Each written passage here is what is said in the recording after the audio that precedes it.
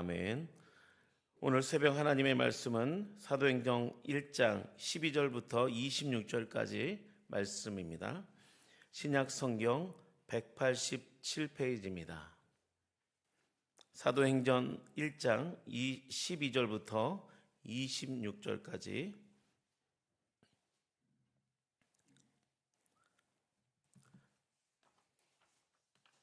다 찾으신 줄 알고 함께 교독하겠습니다.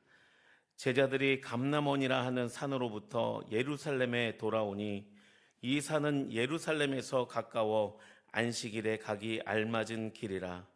들어가 그들이 유하는 다락방으로 올라가니 베드로, 요한, 야고보, 안드레와 빌립, 도마와 바돌로메, 마테와 및 알파의 아들 야고보, 셀로신 시몬, 야고보의 아들 유다가 다 거기 있어 여자들과 예수의 어머니 마리아와 예수의 아우들과 더불어 마음을 같이하여 오로지 기도에 힘쓰더라. 모인 무리의 수가 약 120명이 되더라. 그때에 베드로가 그 형제들 가운데 일어서서 이르되, 형제들아, 성령이 다윗의 입을 통하여 예수 잡는 자들의 길잡이가 된 유다를 가리켜 미리 말씀하신 성경이 응하였으니 마땅하도다. 이 사람은 본래 우리 수 가운데 참여하여 이 직무의 한 부분을 맡았던 자. 이 사람이 불의의 삭스로 밭을 사고 후에 몸이 곤두박질하여 배가 터져 창자가 다 흘러나온지라. 이 일이 예루살렘에 사는 모든 사람에게 알려져 그들의 말로는 그 발을 악일 담아라 하니 이는 피밭이라는 뜻이라. 시편에 기록하였을 때 그의 거처를 황폐하게 하시며 거기 거하는 자가 없게 하소서 하였고, 또 일렀으되 그의 직분을 타인이 취하게 하소서 하였도다.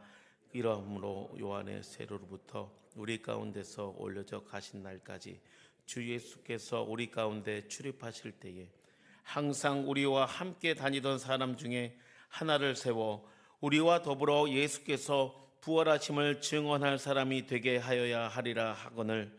그들이 두 사람을 내세우니 하나는 바사바라고도 하고 별명은 유수도라고 하는 요셉이요 하나는 마띠아라. 그들이 기도하여 이르되, 무사람의 마음을 아시는 주여, 이 두 사람 중에 누가 주님께 택하신 바 되어 봉사와 및 사도의 직분을 대신할 자인지 보이시옵소서. 유다는 이 직분 제 곳으로 갔나이다. 함께 읽겠습니다. 제비 뽑아 마띠아를 얻으니 그가 11사도의 수에 들어가니라. 아멘. 할렐루야. 오늘은 목요일 새벽 예배 시간입니다. 5월 한 달 동안 사도행전의 말씀을 통해서 수의동교회의 모든 성도가 더불어 마음을 같이하여 기도할 때에 성령의 놀라운 역사가 우리 가운데 일어날 줄 믿습니다. 이 시간은 더불어 마음을 같이하여 기도하라는 말씀의 제목으로 증거하겠습니다. 어제는 5월의 첫날을 주님께 드리며 전교인 특별 예배로 사도행전 1장 1절에서 11절까지 하나님의 나라의 일이라는 말씀으로 함께 묵상했습니다. 예수님께서 부활하시고 제자들에게 40일 동안 함께 하시며 하나님의 나라의 일을 말씀하셨습니다.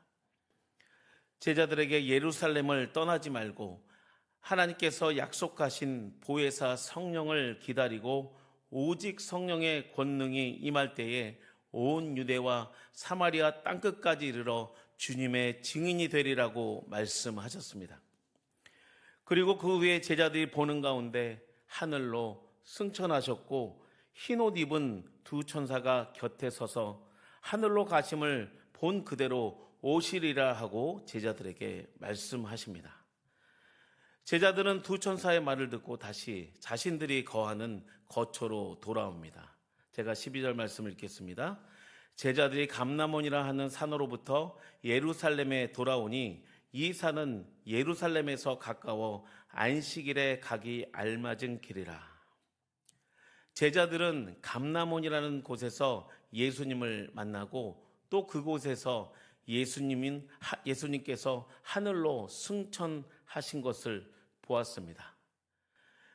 그리고 집으로 다시 거처로 돌아오는 길에 그들 가운데 예수님이 그들과 함께 동행하지 않았습니다.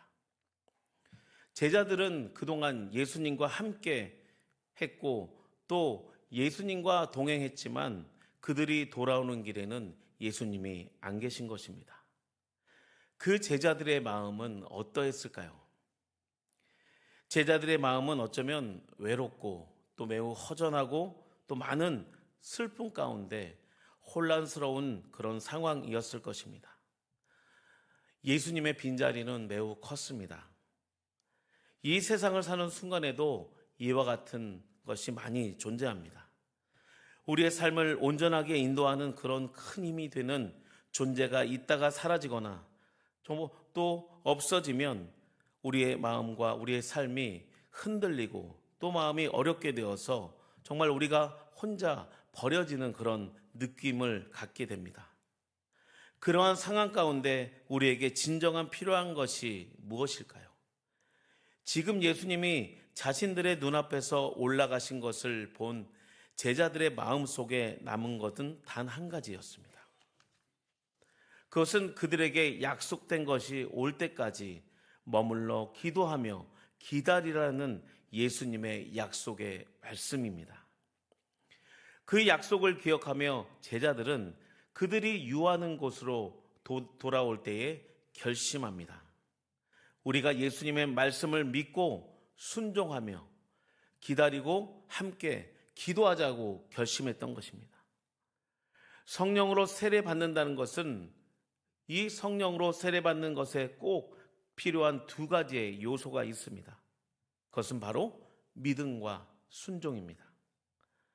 믿음과 순종만이 우리가 처해 있는 여러 가지 외로움과 어려움을 이기게 하는 중요한 요소가 됩니다. 그러면 무엇을 믿고 또 무엇을 순종하는 것일까요?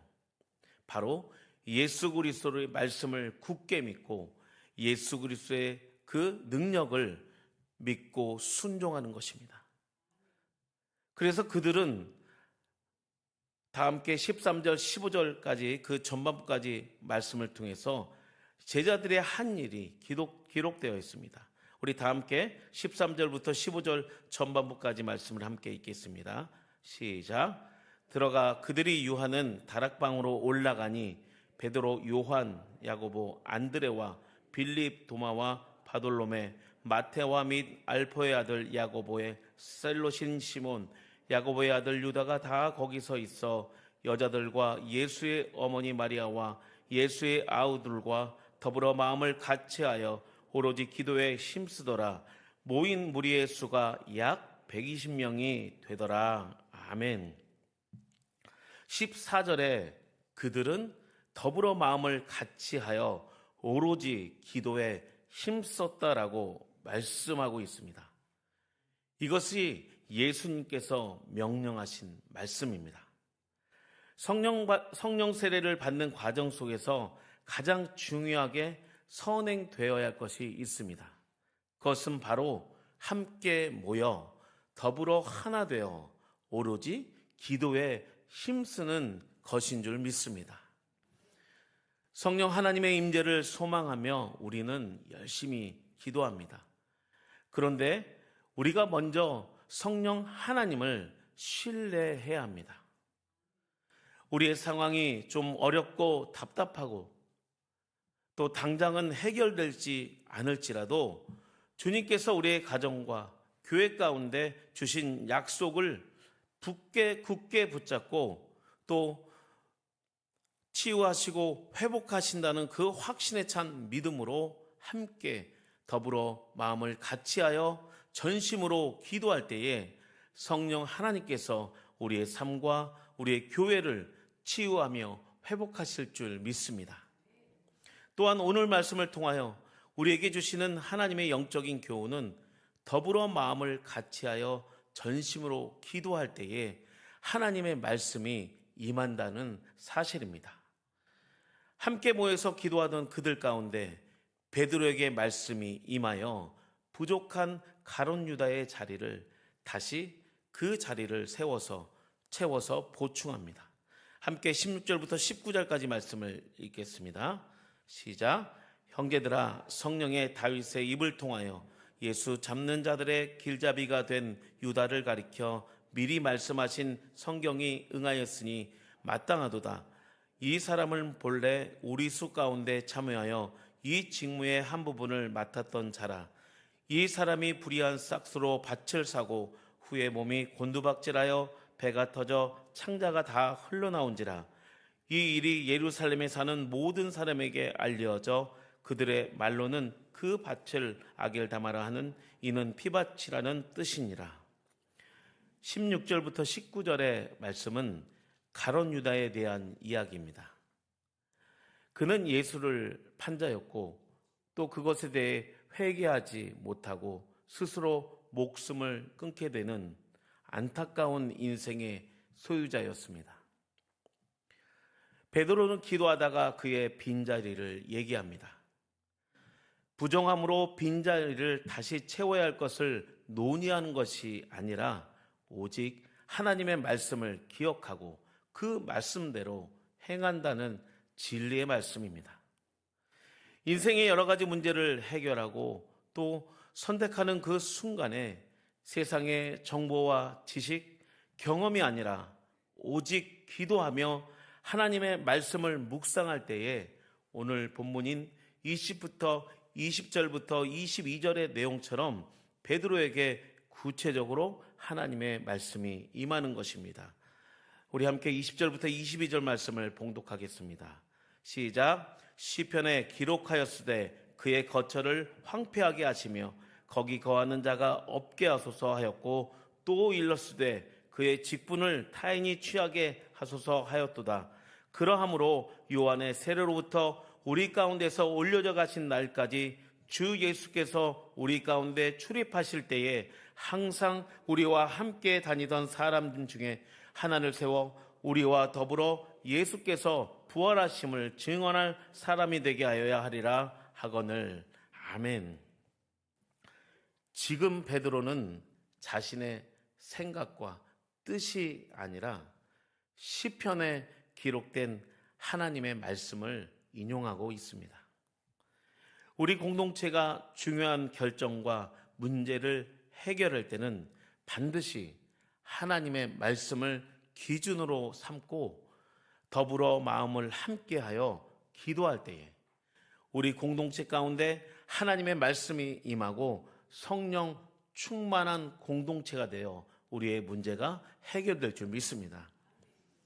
우리 수유동교회도 담임 목사님의 청명을 위하여 온 성도가 한 마음과 한 뜻이 되어 기도할 때에 우리의 빈자리를 성령님께서 채워주시며 부활하신 그 예수님의 증거하는 거룩한 주님의 복된 종이 우리 가운데 청빙될 줄 믿습니다. 말씀을 정리하겠습니다. 오늘 예수님의 말씀을 기억하며 믿음으로 순종하며 더불어 하나 되어 오로지 기도에 힘쓴 제자들처럼 우리도 하나님의 말씀으로 하나 되고 한 마음과 한 뜻으로 기도할 때에 새로 부임하실 담임 목사님을 통해 우리 수유동교회가 더욱더 성령 충만한 공동체가 되어 이 수유동 지역과 사마리아 땅끝까지 이르러 주님의 복음을 증거하는 복된 수유동교회가 될 줄 믿습니다.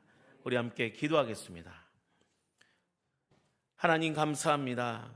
오늘 사도행전의 말씀을 통하여 어떠한 상황에서도 흔들리지 않으며 더불어 마음을 같이하여 오로지 기도에 힘쓴 제자들처럼 우리 모든 수유동교회 성도들이 더불어 마음을 같이하여 주님의 말씀을 붙잡고 가정과 교회를 위하여 간절히 기도할 때에 하나님께서 우리 모든 문제를 해결하여 주시고 거룩한 예비된 담임 목사님이 우리 가운데 청빙될 줄 믿습니다.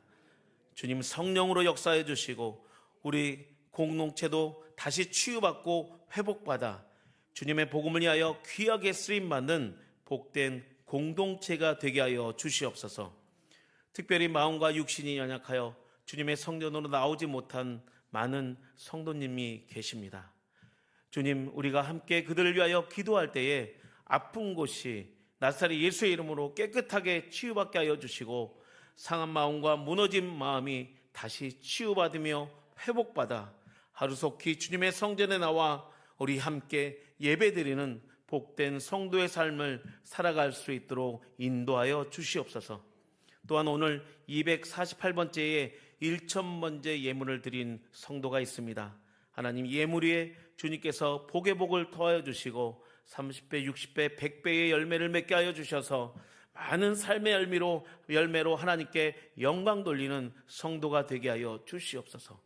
감사를 드리며 예수님의 이름으로 기도하옵나이다.